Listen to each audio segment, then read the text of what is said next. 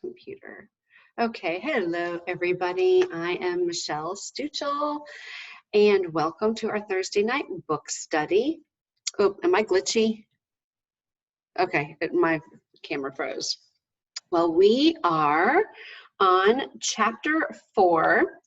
I lost my page.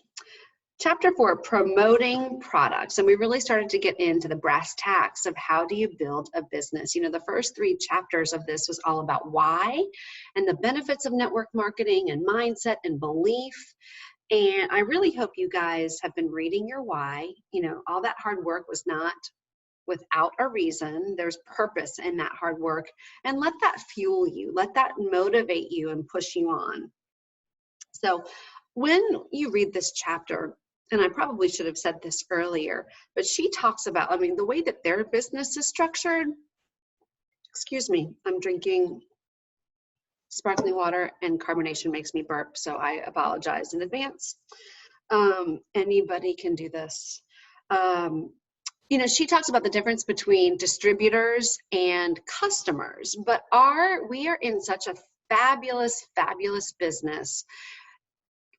Fabulous company because our leaders have such incredible integrity and everything they do is motivated by a win-win scenario, you know, blessed to be a blessing. And for those of you that were at convention last year, you heard them say, were any of you, Steph, you were at convention, weren't you? They said, you know, we want to do network marketing. We know the power of network marketing. We want to do it the way it should be done. So the way that they've structured our comp plan is the best thing that is for the person that's on the products is the best thing for our business. So we don't have a distinction, a great distinction between customer and wholesale member, right? You should have very few customers and everybody, even if they're just a happy product user, signs up as a wholesale member because that's a win-win for them. If they're on Triplex for more than a month and a half, they're going to save money. So you have to keep that in mind as you're reading this chapter, right? Because in their comp plan, it's different. They have a higher buy-in. It's a totally different structure. But for us, we have the Grand Slam home run because, and she even says that in the chapter, she says, most of your points, most of your money will come from happy product users. This is what happens. You don't need 5,000 runners. You need 3 to 5 runners, okay? 3 to 5. Genevieve at Leaders Retreat, Laurel, you remember this. She said 4 to 6. Okay, 3 to 5, 4 to 6. Think about Brittany. She's got Christina. She's got me. She's got Emily, and she's got Chris. She's got Jana, and she's got Lisa. Those are her major legs. And think about it. Most of her points come for Christina at this point. Those of you on her team, you can tell her I said that. I'm just kidding. Love her dearly and learn from her every day. But do you see what I'm saying? You don't need thousands of runners, but you will probably have a lot more you will have more product users, right? Most of your points come from product users. The main point of this chapter, a couple things, was one, you lead with the business and then default to the products. Now, and every major book will say that. Bob Heilig says that. Every industry leader will say that. Romy said this. She's the one that wrote Get Over Yourself.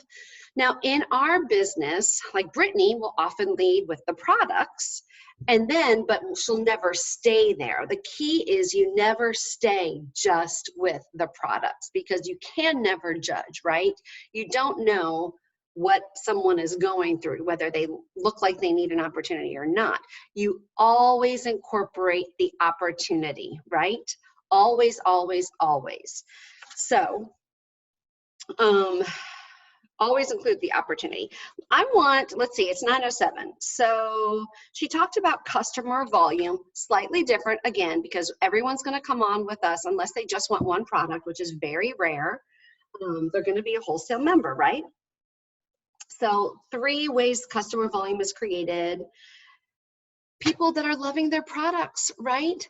Ken Blanchard, management guru, you know, good friends with John Maxwell, he wrote a whole book called Raving Fans. Your best marketing, your best advertisement are going to be people that love the products, stories, you know, people's lives that are changed, your story. And of course, you want to be a product of the product, right? And I think and she says this later, you know, facts tell, stories sell. People want to know how these are going to change their lives. What's in it for them? Do they really work? Will it impact me? That's what people want to hear. Before and after pictures. They want to hear stories. They want to know. And that's why we find posts that relate to them. We use third-party tools and we show them that this is the answer to their needs. Did you catch this? She says, this is really not about sales. This is about solutions. I forget what page she says this on, but she says, this is not about sales. This is about solutions. It's on page 48. As you get to know people, know their story, know their pain points, know their issues, you show them how this is the solution, right? So we've got to be the product of the product. Giving samples. She made a big deal about samples. And leading with the business. Okay, so then she gets into nuts and bolts about how do you get the word out. The first thing she says is hosting events. Now we do this on a lot of different planes. We can do sip and sees in people's homes. Well, now I guess we call them sip and shares. We can do virtual events, and we do that all the time, right? And you, listen, you don't need to wait for your upline to say, let's do an event. You do an event. You talk to your happy product users. Hey, and I did this to one of my girls today. Would you want to do an event, either a posting party or an event, a live event that I can do with you?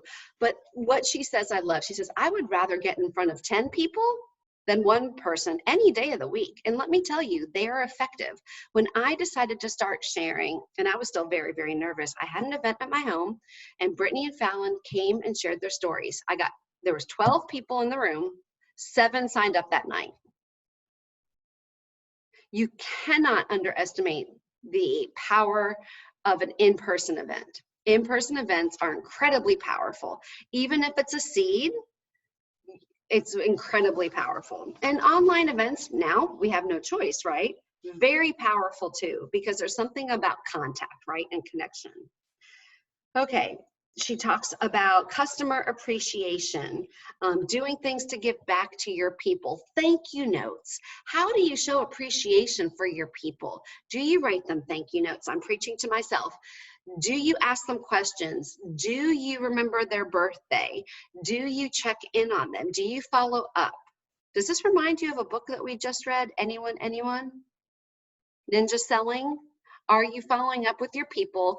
Are you continuing? Because I guarantee you, if you are creating raving fans, the next time somebody says, I just wish I could get this weight off, or I'm gonna have to go on thyroid medicine. If they're loving their products, and if we are doing our job, they are going to say, you know what? I think you really need to talk to my friend Terry.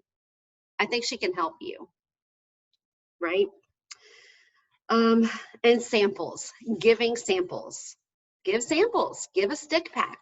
You know, I would not do this with everybody, but gift somebody a 7-day sample or a 3-day sample. I'll tell you, I was a hard sell. Brittany gave me a 7-day sample of Slim. I was hard. I was hard. I didn't want to pay for it. She literally gifted it to me and said, if I give you this for free, will you take it? Well, sure, if you're going to give it to me for free. I didn't give off very nice vibes to her because I was such a skeptic. But look, here I am. Use them wisely, right? Let's see, social media, gifts. And then let's talk about these questions. There's 2 parts I really want to talk about tonight.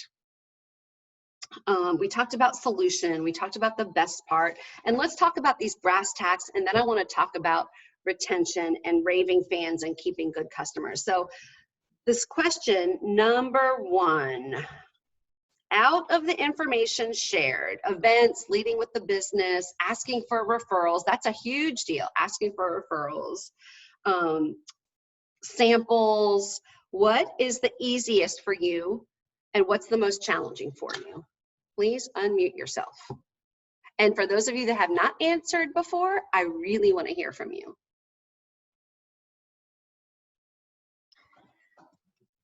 Something that I've been doing a lot of recently is the samples. And so that's been easy for me. I enjoy the giving of it. I like to allow them to like feel like they're getting something, you know, and they're getting a chance to try it. If they're not, I make sure they know you're not going to see results, but you're going to get a taste for it. You're going to see that it's not a nasty thing. And they get a, you know, some of them feel great day one, which is awesome. I think one of the things for me that is going to be the hardest, it's not something I've done yet, is like a sip and share or whatever it's called.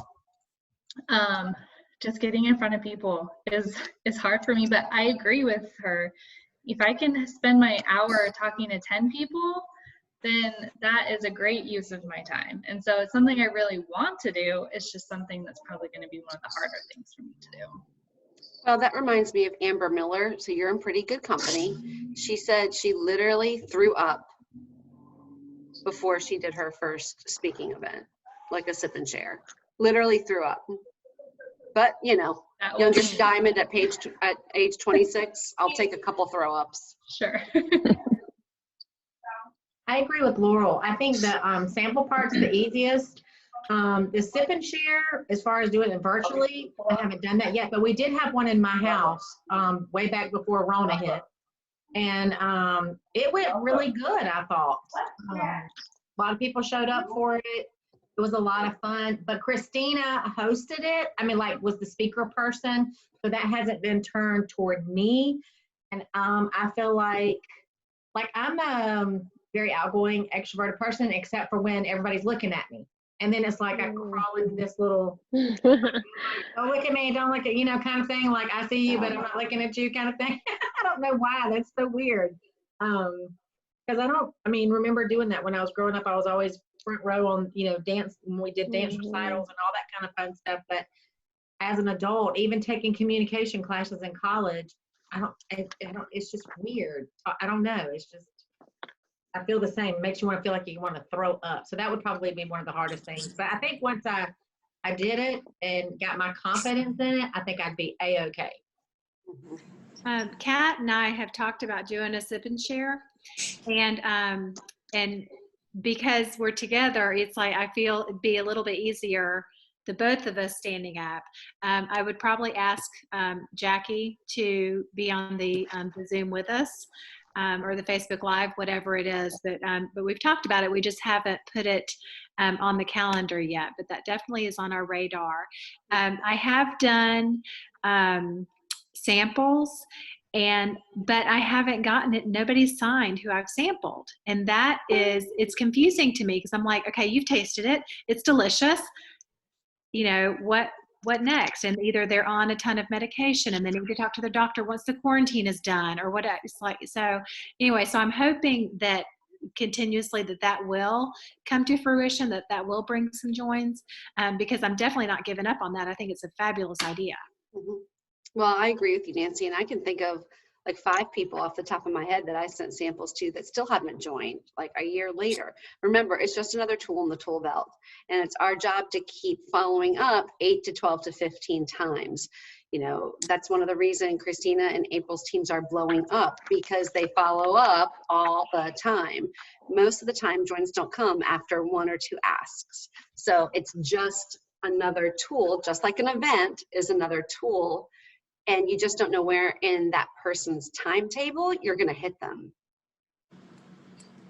I was given, oh, sorry, go ahead. No, you're fine. Go ahead. I was given samples by Abby over a year ago. She shared kind of our back and forth a little bit on our team call the other night, but she gave me samples over a year ago, and I just signed under her 3 weeks ago. So don't give up. Yeah. I think my hardest, what I view as my hardest thing would be actually doing the virtual sip and share rather than doing it in person.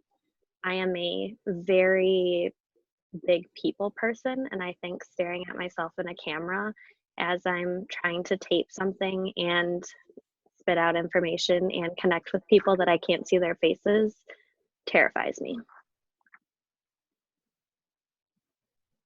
I'll have to get over it, but it terrifies me. Yeah, I agree with Hannah. I'm the same exact way. I think I can talk in front of people before I cannot send selfies. I don't like, it has been the hardest thing just taking pictures of myself to be able to post. That has been really hard. I need therapy. No, it all gets easier. It's just like riding a bike. It is. Look, it's just like, I mean, do you remember the first time you messaged somebody about it? Yes. I was scared to death. I mean, I remember setting myself up to ask people to come to my house or to, you know, talk to this person or to that person. But let me ask you, how many of you guys sweat bullets or want to vomit when you get on a bicycle now? Oh, I don't do Anybody? that. Anybody? What about, you know, I mean, do you vomit before you get on a bike? No, you just get on the bike. It was scary. It was hard. It was wobbly. You got skinned knees. It hurt, right? And all of us survived, even though we didn't wear helmets, but that's another story. But now you're not scared, right? Because you just did it afraid and you weren't going to give up.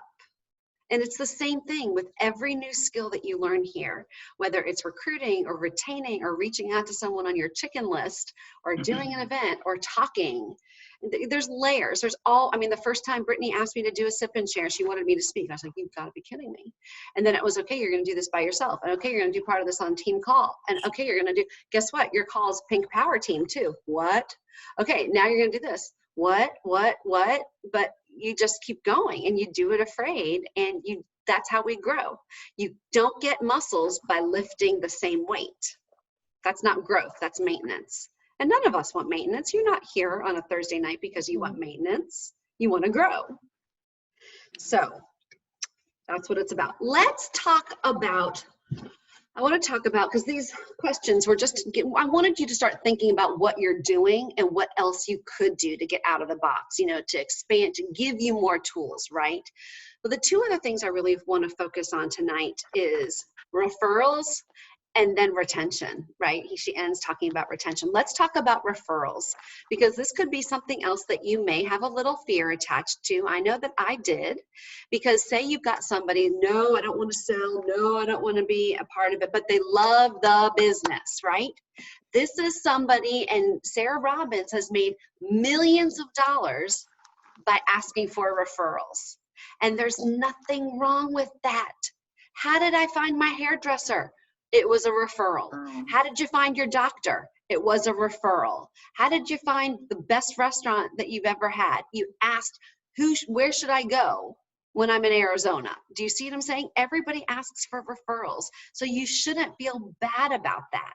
And it's as simple with a lot of us, most of the people in your back office are happy product users, right? Okay. I am so glad, Gia, you're loving your products. I am so glad, you know, there are so many people. It's so awesome to hear that you sleep better, that you don't have any cravings anymore. Do you remember how awful that used to be? Do you have any idea how many people would love that? You know what? I build my business on referrals. I know this timing isn't right for you. Who do you know in your life that would be a good referral for me? Either on the sharing side, that would be great at what I do, or that really needs these products. And guess what? Then you just keep your mouth shut. Not do you know anybody, because I guarantee you they do. And you prime them. This is what I say on my new welcome calls. Forgive me if you've heard me say this before. You know, they've said, maybe, not really, I don't want to do this. I prime them, and then you keep educating your people, right? Because off the top of their head, they may not know anybody because they don't understand that our products address just about every issue, right? Even cardiac health, right? So you prime them and you say, listen, you know what's probably going to happen? You know, when you buy a white car, this is what's probably going to happen to you. Because this is what happens to most people. You buy a white car, and then all you see on the road is white cars, right? That's what's going to happen to you.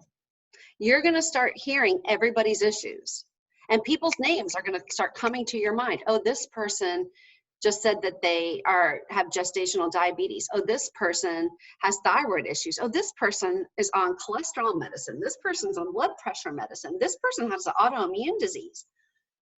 And you list all these different things off, 90% of the time, the person will start laughing. Oh yeah, I do know people. Oh yeah. Those would all be fantastic referrals for me. Hey, I'm gonna send you a message right now of something that you could say to them. Boom, have it saved to your phone. You send it to them right away. Hey friend, connect. You know, I thought of you because of your thyroid issue, X, whatever issue. I have no idea if this would be a great fit or not, but you may want to check out these supplements I've been taking. Are you at all open to checking it out? Same thing that you lead people to with sharing, right? And yet you're just spoon feeding it to them. This is how you ask for referrals. Does that make sense? So you've primed them and then you've given them the tools because they still may be a little wonky about that. Okay. Referrals are huge because if they start, I mean, can you imagine if they did 3 referrals and they're closed to sharing and all of a sudden they're getting a paycheck because they've gone silver? Do you realize the percentage of people that stay on the products 18 months when they've gone silver is like 90%? Huge percentage. I'll have to double check that number. But if somebody goes silver, they will stay, they're 90% likely to stay on the products at least 18 months. And referrals is a great way to make that happen, okay? And she makes the point, continued follow-up is the key. Referrals, referrals, referrals, and retention. We talked a little bit about this. I've talked too much and I already said I wasn't gonna talk this much. I'm so sorry.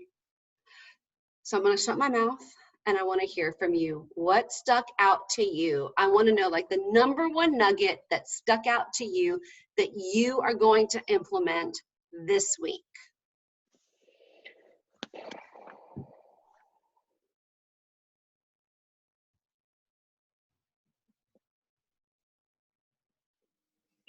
Mine is definitely, oh, go ahead. No, go ahead. Okay, go ahead. You can go first. No, go ahead.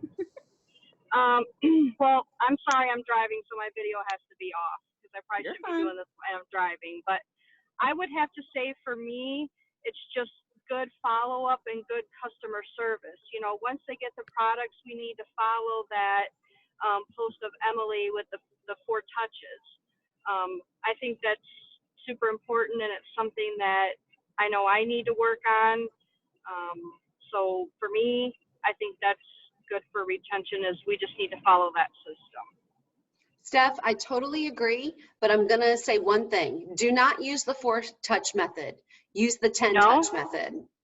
No. Oh, that's what I meant. Maybe that's what I meant. What's the 4 touches? What am I referring to then? Yeah, we used to do 4-touch, Emily Gibson's 4-touch within the first month. Oh. But what we found is that Brooke updated that with the 10-touch method, and it's pinned to the top of Freedom Team, the retention post. And that's what April did in her call. That's actually Brooke Hemingway's system. And the posts are there and it tells you what to say on each day. So literally when I get a join, like if I get a join on a Wednesday, that Wednesday is day 1 for that person. I put her name on the different days in my planner. So when I open it up to, you know, the 23rd, I know who I need to check up on and what day they're on and what I need to be asking them. 4 touches is just not enough because that first month is so critical. But you're right, retention is where it's at. If you're gonna recruit without retaining them, please don't recruit anybody. Yes, and I have experienced that. And I have experienced that where I had someone just getting joins left, right, left, right, left, right, left, right, but she didn't want to follow up with them. She didn't want to do any retention. So I am doing all the follow up on all these people, and these people, I'm a stranger, and they wouldn't message me back. They were very resistant on what I would say. They didn't have any belief in me, and it just backfired. So I agree with that 100%. And if I know someone's not gonna do that, I don't even try to like throw a ball to them and have them throw it back to me because I know that they're not gonna follow up, and then that just makes me look bad and it makes them look bad and it just makes it all look bad. So yeah. it's unfortunate. But when you have a stranger reaching out to someone, they're like, why is this person messaging me why can't the person that, you know, message me and that I had trust in and belief in, why is this stranger that I don't even know because she wouldn't do the three-way calls? Like, it's just, you have to just follow all that so that there's the trust there. That way, if something happens, they're not like, oh, there's a stranger. You know, they feel like they're being sold to again. So yeah, and I've experienced that too. And you know, as your team gets bigger, you won't be able to do as much of it. But if you've got a smaller team and, you know, all of you are under gold, so at this point you've got less people, it won't always be like that, but you can, if your people are not putting them into three-way calls with you, you have every right to tap. We call it tap rooting. You call them, you leave a message, send them a voicemail, you've got their phone number, right? And you say, hey, I'm Michelle. I just wanted to reach out. We are on the same Plexus team, and I just wanted to say thank you. You know, I'm here to support you. If you have any questions, my job is to make sure you get results and that you're loving your products. Let me know if there's a good time to chat. I'd love to just connect with you.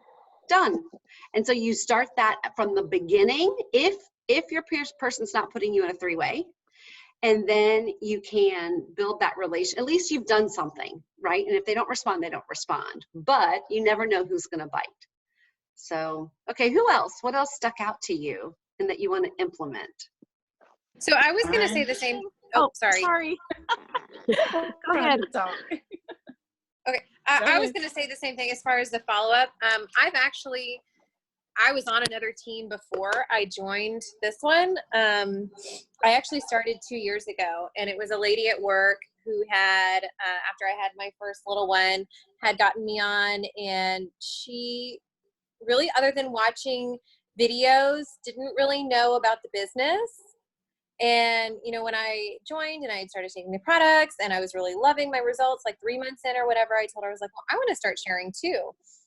And she's like, oh, okay, well, you know, get on YouTube and watch some videos and, you know, educate yourself. Well, because that's all she knew how to do, because nobody had really instructed her.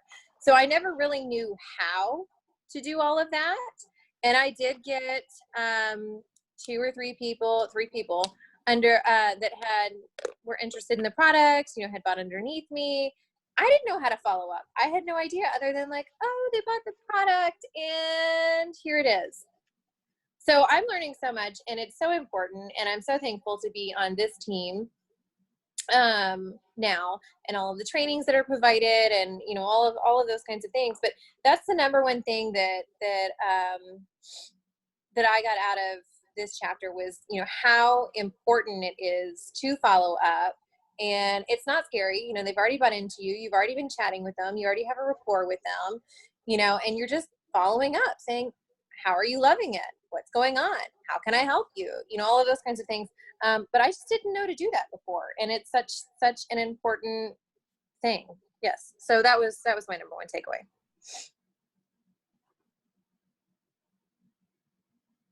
So I really like the idea of asking for a referral for somebody who's not open to the business. I hadn't honestly thought of that. I always ask for a referral if someone says they're not interested in Plexus, or it's not the right time, or it's too expensive. I always ask for a referral, but I hadn't really thought of doing that when it came to somebody that had already begun their journey in Plexus. And I love that idea of like, hey, look at these things.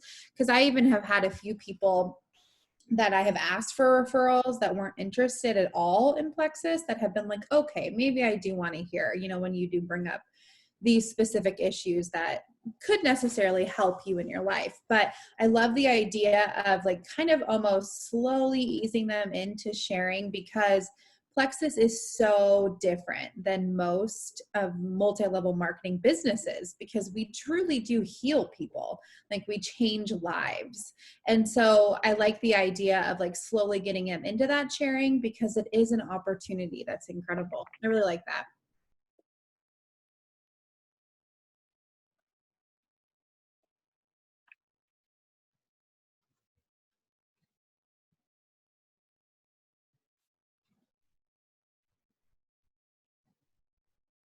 Okay, mine is going to be thank you notes. I need to start getting better at thank you notes. I have been horrible at that. And then I would love to do a virtual event. I haven't done that yet, so I thought that that would be really cool. So I'm going to need some ideas on how to do that. And the other thing was follow up, like everybody else has said. I love that, Christy. And who's your sponsor, Christy? Christina. Well, there you go. I mean, you couldn't get a better one than Christina. Yeah. So, well, I mean, Brittany and I mean, our whole team. So yes, you could have someone just as good. But I mean, you just get your upline and she'll do one with you. And that's even more powerful because then you've got a third party. You know, I didn't do my first sip and see. I invited people and Brittany and Fallon spoke, right? So, you know, Nancy, yes, absolutely have Jackie on it. You know, Laurel, you don't need to do it alone. You've got April right there. You do it with April. Gia, you can do it with April virtually. So there's lots of ways to pair up. I would actually say do not do it alone. Do not do it alone. Get your upline to do it with you. Not only will she train you and help you, but third-party validation is huge. Tracy, who is not feeling well tonight, we did one for one of her people on Tuesday, and she actually had Deirdre and me on there to both share our stories. And it was really, really powerful. And the girls gotten a join out of it already, and several more that are thinking of it. So awesome. Okay. Yeah. Thank you. Yeah, of course.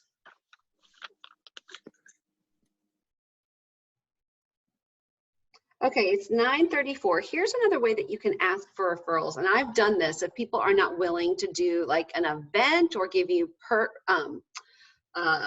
people's names as referrals. If they don't, I say, well, would you mind giving me a shout out on Facebook? It would really help me. And then if there's anybody, so it's kind of an indirect way to ask for them to do a first post.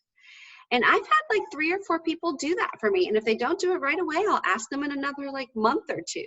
I love that you're getting the results. Would you mind? I know this may be a little, and sometimes I don't even say it. It may be uncomfortable because I don't want to plant that seed. Listen, would you mind doing a post, giving me a shout out on Facebook? It would really help me. You know, I build my business on referrals, and maybe someone in your network, maybe there's someone in your network that I could help. Even if they say no, you know, what's the worst that can happen? They say no. Well, they didn't do the post anyway to begin with, but what's the best that can happen? They do a post and you get some great contacts for it. So that's just another way you can ask for a referral in an indirect way. Anything else that's burning that you loved from this chapter or that stood out to you, light bulb moment?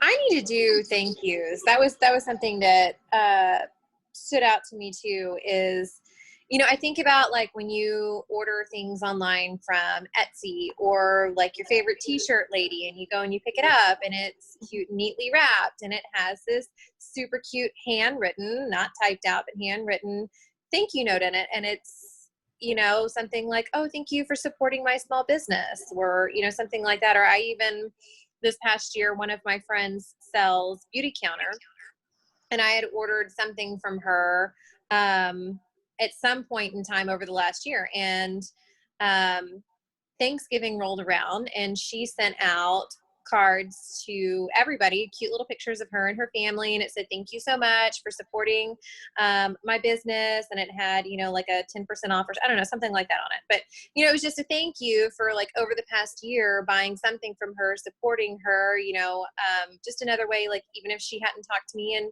8 months, she was, you know, a way for her to reach back out and say thank you. So I think that's really powerful and really important, and it just makes people feel good. Yes. Who remembers what Ninja said? Every day starts out by writing 2 thank you notes. I think my business would be different if I did that. How about this? How about we all commit to writing 4 thank you notes this week? Absolutely. I like her idea of as soon as they place their order, writing a thank you note and then sending it out, because actually, well, you got to wait till it posts in there to see what their addresses and stuff is when it comes into your virtual office.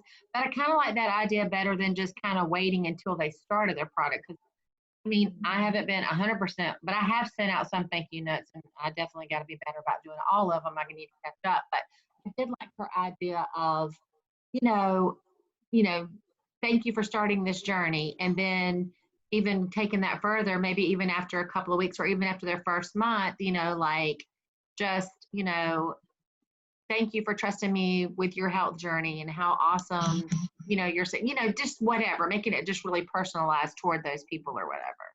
I love that, Cindy. And you know what? That was really strange. Did that sound like Darth Vader or toilet flushing or both? Garbage. It wasn't here. It wasn't That here. was really strange. Or Darth Vader was flushing the toilet. Fallon used to send a thank you note and a sample of a different product when she would get a join. So say you get a join and they don't buy Active. Thank you. Here's a stick of Active. Thank you so much for joining my team. So excited for you. Or Joyum, or, you know, if they've got kids, X Factor Kids. But great idea. Okay, so I'm going to commit to writing 4 thank you notes. And let me just tell you this. God works in funny ways. So I decided I was going to do this, and a couple, I don't know, I guess it was last month or the month before, I had 2 joins close together and I had written 2 thank you notes. And then I was talking to the sweet woman that I wrote it, and she said, yeah, it was written to a woman named Amy. I mixed up the thank you notes in the wrong envelopes. So don't do that, okay? Don't do that. Thankfully, the other one hadn't been mailed, and she was really gracious, and she's still ordering today. So just goes to show you, you can't say the wrong thing to the right person, but write all the thank you notes, just get them in the right envelope. So that's, I've done that with messages before. Yeah. I've done that where I send a Send 'em message to to somebody. Yeah, long I've message done that. about this memory we had, and she's like, I don't know who you are, and anyway, I said, and I found it was the same name, but you know, there's so many people with the same name out there in the world. I found her on Facebook. It was the wrong girl. So quite embarrassing. Mm-hmm. But it's worth it. Yes, it is. It's worth it. Well, ladies, thank you for your time. It's 9:40, and listen, we have a week. Is it a week to push for Brittany? Listen, none of us would be here without her. Not one of us. Not one of us. She will not say that, but I will. 7 days. So, we have 7 days left. It's happening. That's a it big. is happening. To me, 7 days is a lot. It's a lot, We but can that do doesn't it. mean we rest on our laurels. No, it's happening. We're doing It's it. happening. So this is a team effort. And what I think what I want you to see the most is that it is a team effort. It's all of us. Nobody gets to diamond by themselves. It's a full court press. You don't win the NCAA or the NBA with one star player. It's every person on that court doing their best. And it's those that work as a team that make things happen. And that means all of us are in the game. So even though there was no Final Four this year. So there's that. Okay, ladies. I love our times together. Thank you, Michelle. Have a great night. Bye, girls. Bye. Good night, ladies.